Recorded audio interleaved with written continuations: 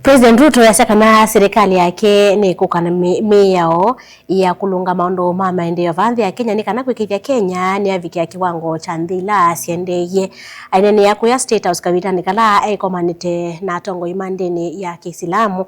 President Ruto nawete kana serikali yake niende kuthinikia ngalama ya mekalile otondo wa Kenya meithitwe maikulia. Charles Kitavi na maovu wasu.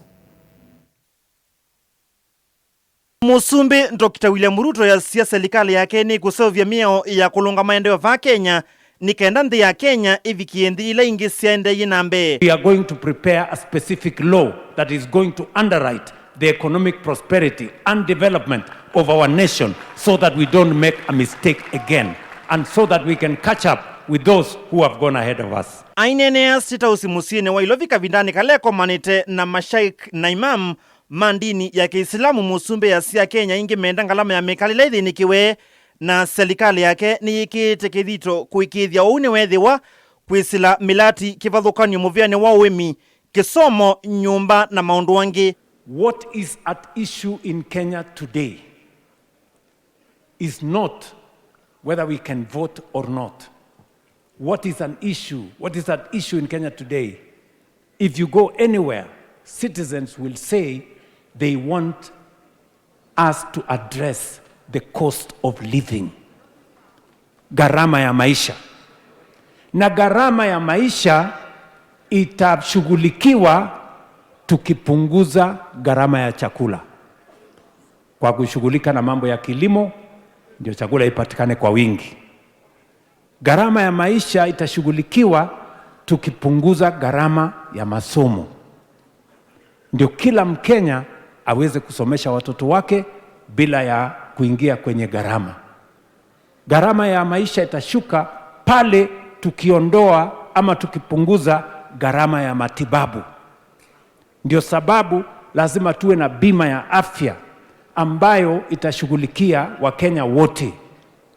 Gharama ya maisha itashuka pale wale wanaolipa rent na wale wanaolipa mortgage wanalipa kwa bei ya chini. Kavindani kau minister wa maundu manthi sianza Musalia Mudavadi ni wakulia Kenya kuikithia demokrasia na mugu ni siasingatiwa va Kenya kuikithia Kenya ni asonga nambe. Ni kuwasihi tu kama wa Kenya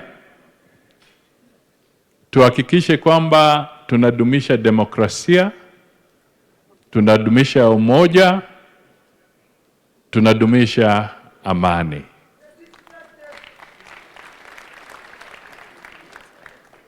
Kwa dakika moja nikivaa kofia ya Foreign Affairs, nataka niwaambie mataifa mengi yana matatizo.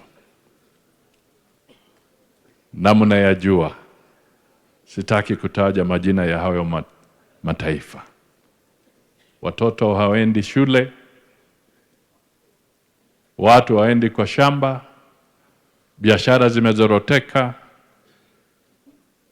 miji zimepotea. Kwa hivyo sisi wote tuungane tudumishe amani. Na kudumisha amani ni kuhakikisha kwamba demokrasia inalindwa. Di livotea vilingi wa Mavumo Tongo TV, Nita wa Charles Kitavi.